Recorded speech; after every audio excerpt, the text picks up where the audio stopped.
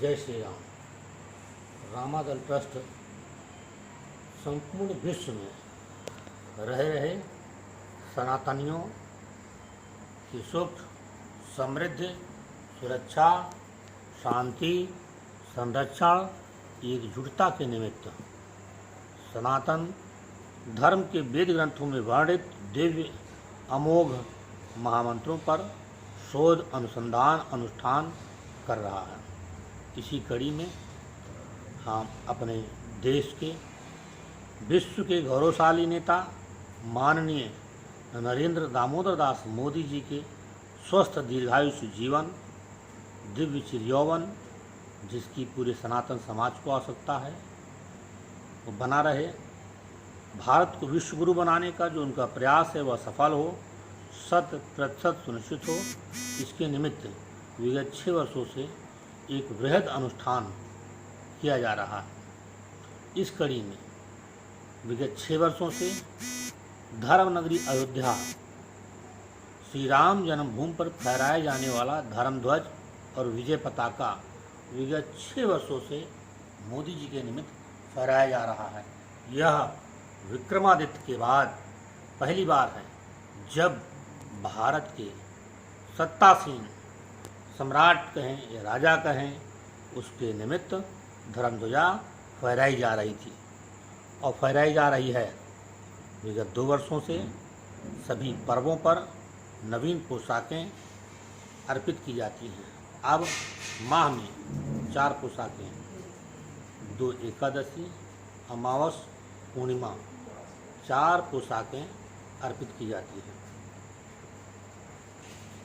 पड़ने वाले सभी पर्वों पर रामादल का संकल्प है कि जब तक आसमान में सूरज और नीचे धरती रहेगी तब तक रामादल श्री राम जन्मभूमि पर विराजमान रामलला के निमित्त अपनी सेवाएं निःशुल्क, निस्वार्थ, निष्कपट अर्पित करता रहेगा।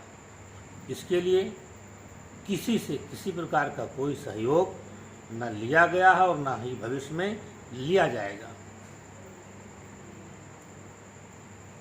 आगामी पर्व से आपकी क्या योजना है?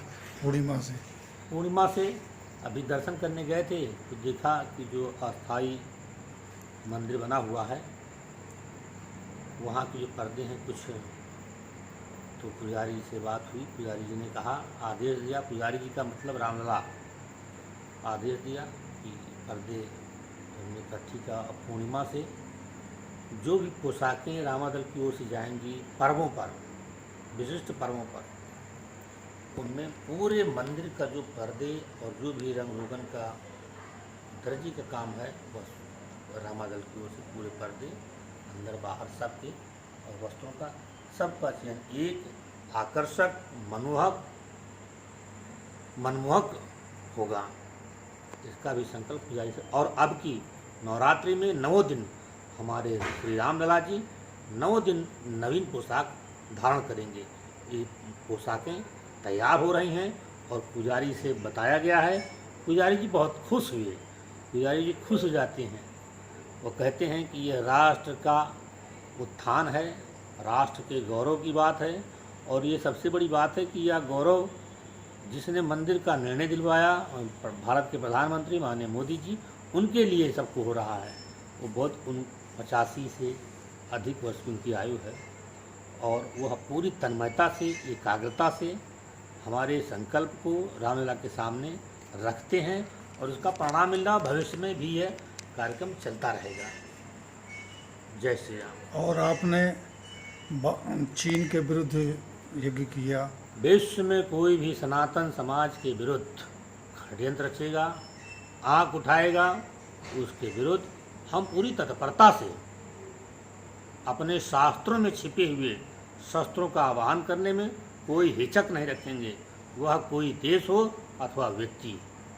रामादल की स्थापना का क्या उद्देश्य है? इसकी स्थापना कब हुई? देखिए, रामादल का पहली बार गठन त्रेता युग में हुआ, जब भगवान हमारे मर्यादा पुरुषोत्तम प्रभु श्री रामचंद्र जी धरती पर अवतरित थे।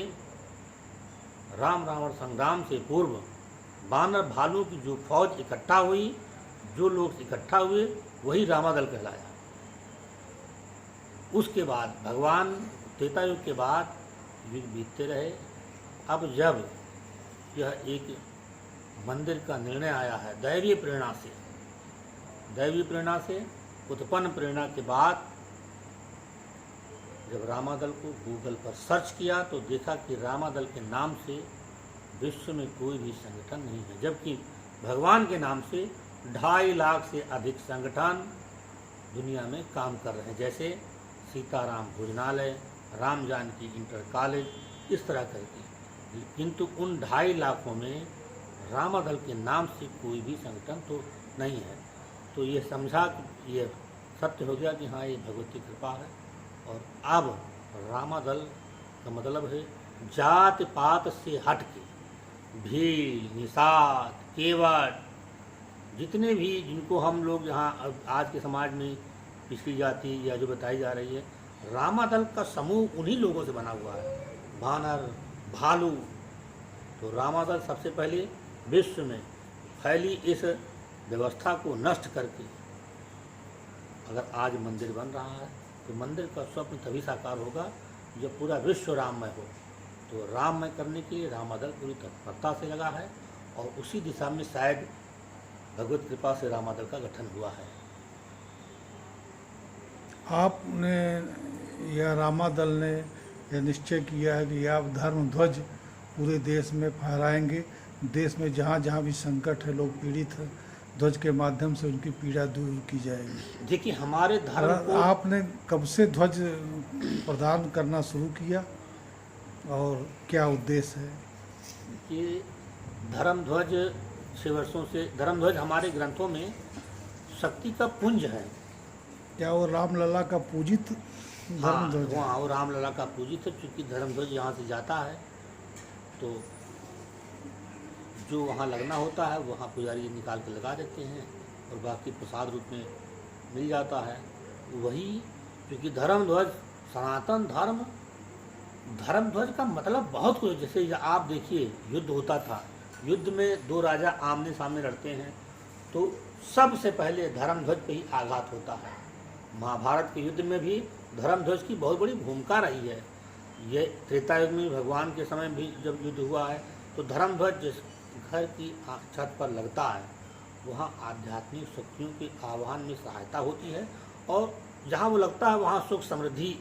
ये अब यह धर्म ध्वज विलुप्त हो गया है, यदा कदा दिखाई पड़ता है। तो अब हमको बहुत बड़ी शक्ति की जरूरत है समाज में। आज अगर मोदी जी प्रधानमंत्री न होते तो भारत कहाँ होता इसकी कल्पना नहीं कर सकते हैं।